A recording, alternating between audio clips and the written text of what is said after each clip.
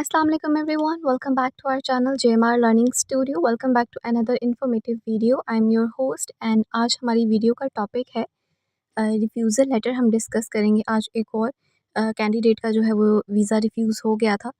उनका job title retail and product development manager से related है और उनका इंटरव्यू अभी रिसेंटली हुआ था और वीज़ा जो है वो अनफॉर्चुनेटली रिफ्यूज़ हो गया। अब रिफ्यूज़ल के क्या रीज़न्स हैं, क्या क्या मिस्टेक्स हुई, वो हम डिस्कस करेंगे आज इसी वीडियो में। तो अपनी वीडियो को आगे मूव करने से पहले, रिफ्यूज़ल लेटर की तरफ मूव करने से पहले, अगर आपने हमारा channel JMR learning studio subscribe नहीं किया then please subscribe to our channel for more informative videos. And already हमारे चैनल पर बहुत सारी वीडियोस अपलोडेड हैं about UK skill worker visa, और इसके साथ साथ SEO course, CapCut course, Amazon course, और इसके साथ साथ हमने यूट्यूब कोर्स भी जो है वो अपलोड किया हुआ है, तो प्लीज़ आप उसको ज़रूर चेक करें। इंग्लिश लैंग्वेज कोर्स भी हमारा जो है वो अपलोडेड है। So please visit our channel for more informative videos. So चलिए मूव करते हैं अपनी रिफ्यूज़ल लेटर की तरफ। अब यहाँ पर आपको बताया जा रहा है that you applied for entry clearance as a skill worker migrant on 8 July 2024 and I am writing to tell you that your application is refused. अब यहाँ पर वो आपको बता रहे हैं कि आपने स्किल वर्कर माइग्रेंट के लिए अप्लाई किया था ऑन 8 जुलाई और आपका जो वीज़ा है वो रिफ्यूज़ हो गया, आपकी एप्लीकेशन जो है वो रिफ्यूज़ हो गई है। What this means for you, you can apply for an administrative review of this decision and instructions on how to apply can be found under the next step section. अब यहाँ पर आपको बताया गया है कि अगर आप इस डिसीजन से आपको लगता है कि केस वर्कर की तरफ से कोई एरर आया है तो आप एडमिनिस्ट्रेटिव रिव्यू के लिए अप्लाई कर सकते हैं, और आप कैसे अप्लाई करेंगे उसकी जो इंस्ट्रक्शंस हैं वो आपको आगे दी गई हैं। The reason of this decision are set out in the next section, और नेक्स्ट सेक्शन में आपको डिसीजन भी जो है वो बताए गए हैं, तो रीजंस की तरफ मूव करते हैं। फिर यहाँ पर मेंशन है during the interview you were asked the following questions regarding previous experience and why you have sought work in the UK. Questions और आपके रिस्पॉन्सेज दोनों यहाँ पर मेंशन है। तो फर्स्ट क्वेश्चन है what is your current job role in your home country. आपकी home country में आप करंटली क्या जॉब कर रहे हैं, तो आपने मेंशन किया है फिर आगे that yes I work as a product manager. यहाँ पर इस क्वेश्चन में क्या मसला आया है कि इन्होंने जब यहाँ पर रिस्पॉन्स में मेंशन किया है कि एज अ प्रोडक्ट मैनेजर इन्होंने जो है वो काम किया है, इनके पास एक्सपीरियंस है, लेकिन उस चीज़ का एविडेंस नहीं था। जो एक्सपीरियंस लेटर होता है वो सबमिट नहीं करवाया हुआ था, इस वजह से जो है उन्होंने इस बात को आगे रखा है। नेक्स्ट क्वेश्चन है how long have you been working in this job role in your home country. Next question है how long have you been working in this job role in your home country. आप अपनी home country में इस job को कब से कर रहे हैं, कितना टाइम हो गया। तो आंसर है since 2022 but I give my notice when I got the cause.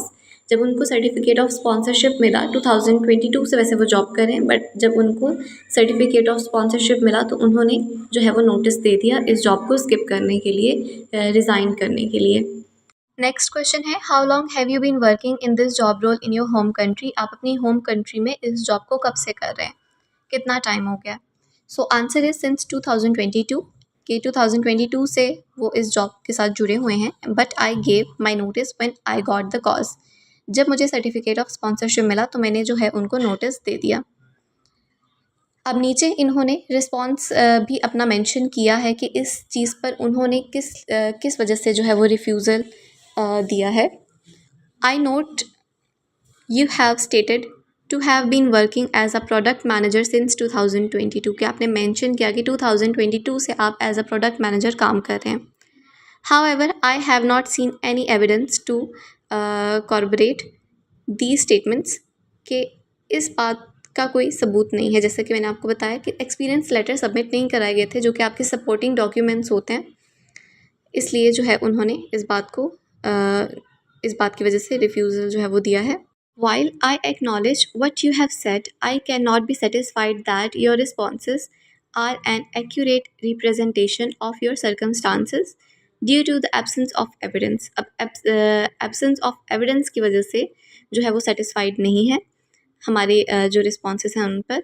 I have noted, therefore, this leads me to begin to doubt your credibility as a skilled worker and whether you genuinely intend to undertake or are capable of undertaking the job role assign to you by your sponsor. इसलिए उनको लगता है कि जिस चीज़ के लिए उनको sponsor किया गया है, जिस जॉब रोल के लिए स्पॉन्सर किया गया है वो उसके लिए सूटेबल नहीं है।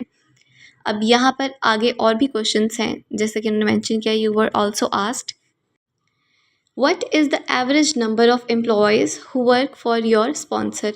अब यहाँ पर जो है एवरेज नंबर ऑफ एम्प्लॉयज़ का पूछा गया जो कि ऑलरेडी स्पॉन्सर के लिए वर्क कर रहे हैं. I only have connection with my sponsor and he did not tell me about this. Next question है, can you explain to me what is involve in the day to day operations of a store. इसका जो answer है वो भी सही तरह से नहीं दे सके थे जो कैंडिडेट हैं. The next question is, can you explain to me the negatives involved with under stocking? And the third question is, how many employees will you be responsible for as a retail manager? अब as a retail manager आप कितने employees के जो हैं वो responsible, मतलब कितने employees जो हैं वो आपके अंडर काम करेंगे. अब इनका रीज़न क्या है, इन क्वेश्चंस पर, इनके आंसर्स पर क्यों जो है वो रिफ्यूज़ल आया है, वो देख लेते हैं. Your responses to the above questions were vague, lack details and were at times lacking a display of knowledge about the role assigned to you. अब उन्हें लगता है कि जो क्वेश्चंस के आंसर दिए गए वो बहुत बेसिक थे, उनमें डिटेल नहीं थी और उस तरह से आंसर नहीं दिए गए जिस तरह का रोल उन्हें असाइन किया गया है. For example, you were unable to answer how many questions on average work for your sponsor. You also fail to display knowledge of how many employees you will be responsible for as a manager, and it would be reasonable to expect that someone genuinely seeking to work as a manager in the UK would be aware of their responsibilities, including how many employees they are responsible for. अब यहाँ पर उन्हें पता नहीं था कि उनके under कितने एम्प्लॉयज़ ने जो है वो काम करना है, इसलिए उन्हें लगता है कि जो एक मैनेजर हैं उनकी रिस्पॉन्सिबिलिटी होती है दूसरे जो वर्कर्स हैं उनको मैनेज करना. अब यहाँ पर जब उन्होंने ये चीज़ मेंशन की कि उन्हें पता नहीं है कि कितने एम्प्लॉयज़ जो हैं वो उनके साथ काम करेंगे, तो इस चीज़ को उन्होंने जो है वो हाईलाइट किया है. नेक्स्ट है, furthermore your responses regarding the day-to-day basis operation of a store and the negatives of understocking were vague and lack the details. अब यहाँ पर भी उन्होंने जब उनसे अंडरस्टॉकिंग का पूछा गया तो उनके आंसर जो थे वो बहुत बेसिक थे और उनमें डिटेल नहीं थी. I would expect from the someone with experience in product managing since 2022. अब उन्हें ऐसा लगता है कि अगर 2022 से अब तक लाइक 2024 तक अगर कोई एज अ प्रोडक्ट मैनेजर काम कर रहा है तो उन्हें जो है इन सब चीज़ों की डिटेल का पता होना चाहिए. Therefore, given the above, this furthers may doubt around your credibility as a skilled worker and whether you are genuinely able to undertake the role assigned to you. अब इन क्वेश्चंस की वजह से उनको लगता है कि वो इस रोल को अंडरटेक नहीं कर सकते. एंड इसके अलावा और भी क्वेश्चंस हैं जैसा कि are there any UK regulations and legislations you will have to follow. अब यहाँ पर यूके के रेगुलेशंस के बारे में इनसे पूछा गया है जिसका उन्होंने आंसर दिया that I am not there but I keep learning and researching on it before going there and I make sure as a Pakistani I follow all laws so I will keep following the rules over there. Next question है, what are agile methodologies and how will these be used. अब यहाँ पर agile methodologies का पूछा गया है और ये भी पूछा गया है कि इनको यूज़ किस तरह से करेंगे और उसका आंसर भी जो है वो सही तरह से नहीं दे सकी. और इसी चीज़ को उन्होंने नीचे डिस्क्राइब भी किया है that I note that you fail to give any examples of UK regulations and legislations and you would have to follow when working in the UK. जो कि रेगुलेशंस हैं एज वर्कर आपने यूके में रहकर follow करने थे वो उनको पता नहीं थे. And it would be reasonable to expect that someone genuinely seeking to work in the UK, especially as a manager, would have an awareness of the laws and regulations that will be applicable to them. ये हमने अपनी previous video में भी आपको बताया है कि अगर आप यूके के लिए अप्लाई कर रहे हैं, आप इंटरव्यू देने जा रहे हैं, तो जो भी आपका जॉब टाइटल है उससे रिलेटेड जितने भी आपके रूल्स और रेगुलेशंस यूके के अंडर योर जॉब आते हैं उस पर प्लीज़ ज़रूर वर्क करें, उस पर रिसर्च करें क्योंकि इससे रिलेटेड आपसे क्वेश्चन जो है वो पूछे जाता है. एंड यही चीज़ इन्होंने यहाँ पर भी एक्सप्लेन की है. In addition I note that your response to what agile methodologies are was inaccurate. इसका आंसर जो है वो बिल्कुल भी सही तरह से नहीं दे सके थे. The answer was inaccurate and your certificate of sponsorship specially states that you will be required to utilize agile methodologies. अब उनके सर्टिफिकेट ऑफ स्पॉन्सरशिप पर जहाँ पर जॉब डिस्क्रिप्शन है वहाँ पर ये मेंशन किया गया था कि the candidate will be responsible for this. जब इसका आंसर उन्हें एक्यूरेट नहीं दिया तो ये चीज़ जो है वो उनकी काफ़ी नेगेटिव चली गई थी. Therefore it would be reasonable to expect that you are aware of what these methodologies are since your sponsor has outlined this as a part of your job. अब ये चीज़ उन्होंने मेंशन की है कि जब आपके पास कॉज़ आया, सर्टिफिकेट ऑफ स्पॉन्सरशिप आया, तो वहाँ पर ही जब ये चीज़ मेंशन थी, तो आपको पता था कि आपकी जॉब ड्यूटीज़ में ये चीज़ आती है। सो फिर भी इसका आंसर जो है वो सही तरह से नहीं दिया गया। As such, this adds to my doubts around your credibility as a skilled worker and whether you are genuinely capable of undertaking the job role assigned to you. अब इस वजह से उन्हें लगता है कि आप जो है वो सूटेबल नहीं हैं उस जॉब के लिए जो आपको असाइन की गई है।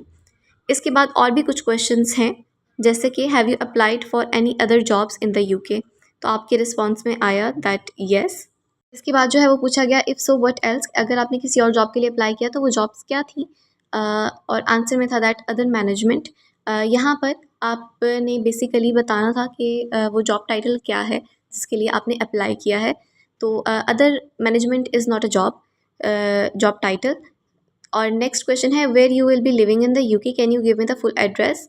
और यहाँ पर answer I won't have accommodation until I get the visa as when it is confirmed we will arrange it. अब नीचे इसी का रिस्पॉन्स भी लिखा हुआ है। While I acknowledge you have stated to have applied for any other jobs, you fail to give any names of employers you have applied to and stated other management as what these other jobs you applied for were। अब यहाँ पर जो है उन्होंने mention नहीं किया था कि कहाँ कहाँ उन्होंने अप्लाई किया, किस किस पोस्ट के लिए अप्लाई किया। तो इसलिए उन्हें इस बात पर डाउट हुआ कि पता नहीं अप्लाई किया है या नहीं किया। तो इस चीज़ को उन्होंने जो है वो हाईलाइट किया है। Therefore, this raises doubts in my mind around your motives for applying for entry clearance as a skilled worker in the UK, and I cannot be satisfied that this demonstrate you genuinely intend to undertake this job role assigned to you। अब इन वजह से उन्हें लगता है कि आप जो है वो suitable नहीं हैं इस जॉब के लिए। Furthermore, you fail to give any details of your UK accommodation। अब UK accommodation के से रिलेटेड भी उन्होंने कोई डिटेल नहीं दी। While I acknowledge you stated that you have not arranged accommodation yet due to your application being ongoing, you did not demonstrate you have researched into possible accommodation around your place of work, given that you are traveling to the UK for the first time, and it would be reasonable to expect you to have conducted research on the area and accommodation availability that you will be employed in। अब यहाँ पर उन्होंने ये चीज़ mention की है कि first time आप UK जो है वो ट्रैवल कर रही हैं, जैसे कि आपने अपनी इंटरव्यू में बताया। तो यहाँ पर जब आपसे पूछा गया कि आपने अपनी जो अकोमोडेशन है वो फ़ाइंड की, then you answered in no, अभी फ़ाइंड नहीं की। लेकिन ये भी बताया नहीं गया कि अगर अकोमोडेशन फ़ाइंड नहीं की तो कोई एरिया तो फ़ाइंड किया होगा जहाँ पर आप अकोमोडेशन जो है वो लेना चाहें, जो आपके ऑफ़िस के पास पड़े। तो इस तरह का भी कुछ बताया नहीं गया, तो इस वजह से उन्हें जो है वो डाउट हुआ। And at the end of the interview, you confirmed that you understood all the questions, that you were happy with the conduct of the interview, that you were still feeling fit and well, and you did not have any other information to add। I am therefore satisfied that you were given an opportunity to answer all the questions to the best of your ability। Given the above, I am not satisfied that you genuinely intend or are able to undertake the role for which you are being sponsored। अब यहाँ पर जो है उन्हें पूछा भी जाता है लास्ट पे, जैसे कि हम अपने इंटरव्यूज़ में भी आपको बताते हैं कि लास्ट पे आपसे पूछा जाता है कि आपको सारे क्वेश्चंस की समझ आ गई। तो अगर किसी क्वेश्चन की समझ नहीं आई तो आप उनसे उस पॉइंट पर दोबारा पूछ सकते हैं। तो जब उन्होंने आंसर किया कि उन्होंने सब क्वेश्चंस को जो है वो समझ लिया है और वो फील कर रही हैं फिट और वेल फील कर रहे हैं, तो इस वजह से जो है उन्हें लगता है कि उन्हें अपॉर्चुनिटी दी गई थी बोलने के लिए और उस टाइम पर उन्होंने कुछ नहीं बोला।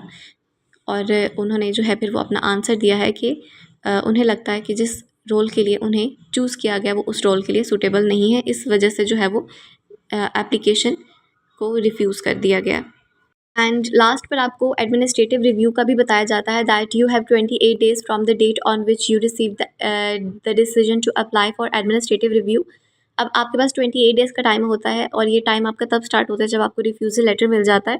तो तब से आपका 28 डेज़ का टाइम स्टार्ट हो जाता है। अगर आपको लगता है कि केस वर्कर की तरफ से कोई एरर है, होम ऑफिस की तरफ से कोई एरर है, तो आप एडमिनिस्ट्रेटिव रिव्यू जो है अप्लाई कर सकते हैं, जिसमें जो टीम है वो आपकी एप्लीकेशन को रिकन्सीडर करती है। And you may only apply for administrative review if you think there has been a case working error. और ये आप तभी कर सकते हैं जब केस वर्कर की तरफ से कोई एरर आता है।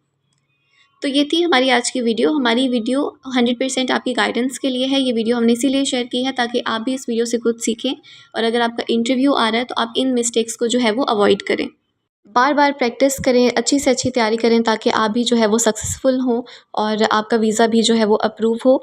तो ये थी हमारी आज की video. I hope you like the video, and if you did then please subscribe to our channel for more informative videos and don't forget to press the bell icon for latest updates. अपना ख्याल रखें, मिलते हैं अपनी next video में। Take care, अल्लाह हाफ़िज़।